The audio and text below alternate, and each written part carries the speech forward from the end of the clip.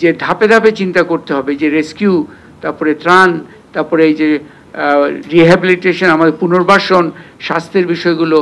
আরেকটা বড় জিনিস চলে আসলো যে আসলে আজকের এই আলোচনার মধ্যে আমরা ত্রাণ, বন্যাত্মর স্বাস্থ্য সমস্যা নিয়ে আলোচনা করছিলাম, কিন্তু এক অর্থে সার্বিক আলোচনা চলে গেল আমাদের সার্বিক স্বাস্থ্য ব্যবস্থা।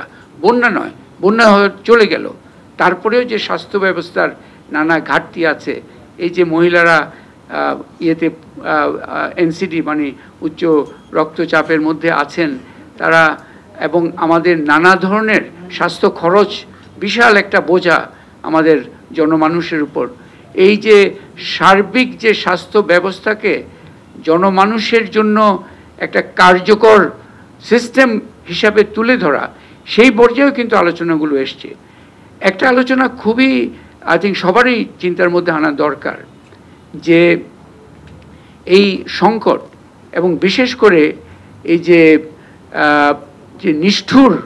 নিষ্ঠুরতার মাধ্যমে যে পতিত যে সরকার, তারা যে ছাত্র হত্যা থেকে ছাত্র জনতা হত্যা অ্যাকচুয়ালি, কারণ আমি হাসপাতালে গিয়ে দেখেছি যে কারা ইনজিওর, কারা মারা গেছে, তার একটা অংশ ছাত্র বটেই, বড় একটা অংশ কিন্তু সাধারণ মানুষ, বিভিন্ন পর্যায়ের সাধারণ মানুষ,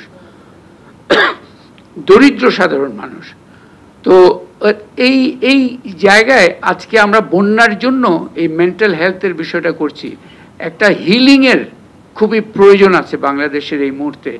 এই বন্যাত্মর এই আপনার পিটিএসডি, এই শব্দগুলো তো অন্য জায়গা থেকে বড় করা, আমরা সিম্পলি বলি যে মানসিক স্বাস্থ্যের একটা সমস্যা, ভেতরের আমাদের এক ধরনের ইমোশনাল ক্ষতগুলো আছে, আমরা আহত হয়েছি নানাভাবে।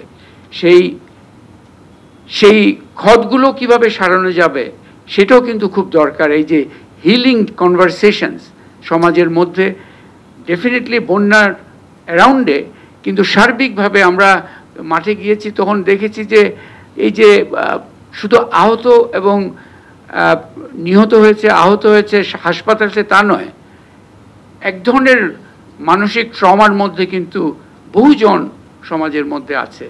সো এই হিলিং বিষয়টা শুধু স্বাস্থ্যের একটা বিষয় নয়, এই হিলিংয়ের বিষয়টা পুরো সমাজের একটা কিন্তু দার্শনিক একটা উত্তরণ দরকার। রাষ্ট্রীয় ক্ষমতা এখন যারা অধিষ্ঠিত আছেন বা ট্রেডিশনাল যে সিস্টেমের যারা আছেন, সবারই কিন্তু এই যে এই হিলিংয়ের একটা প্রয়োজনটা অনুভব করা খুব প্রয়োজন। মানুষকে একটা স্বস্তির জায়গায় নিয়ে আসা। মানুষ, আমরা এই বন্যায়ও দেখলাম বাংলাদেশের অগ্রগতি যাই হচ্ছে বা হয়েছে, তার অন্যতম চালক কিন্তু সাধারণ মানুষ নিজেই। স্বস্তির পরিবেশ পেলে বাংলাদেশের মানুষ অন্য জায়গায় বাংলাদেশকে নিয়ে যেতে পারে, গিয়েছে, এবং আরও বহুদূর নিয়ে যেতে পারে। ওই স্বস্তির জায়গাগুলো তৈরি করা খুবই প্রয়োজন, এবং আশা করি আমরা যে একটা যখন বড় পরিবর্তন হয়, এই ধরনের ঘাটতিগুলো রয়ে যাবে, বাট খুব দ্রুত স্থানীয় সরকারের বিষয়গুলো খুব সচল হওয়া দরকার, স্থানীয় প্রশাসনের সচল হওয়া দরকার, স্থানীয় স্বাস্থ্য প্রশাসন তাদেরও নির্ভয়ে কাজ করার যে পরিবেশ সেগুলো করা দরকার। নিরাপত্তার জায়গাগুলো খুব দরকার। আপনারা বলছেন যে এখনও কিন্তু নিরাপত্তার বিষয়টাও অত্যন্ত গুরুত্বপূর্ণ। এই সময়ে, ত্রাণের সময়েও একজন ছাত্র ও বললেন না যে নিয়ে গেছেন, ওরা আরেক জায়গায় নিতে চেয়েছিলেন কিন্তু পারে নাই।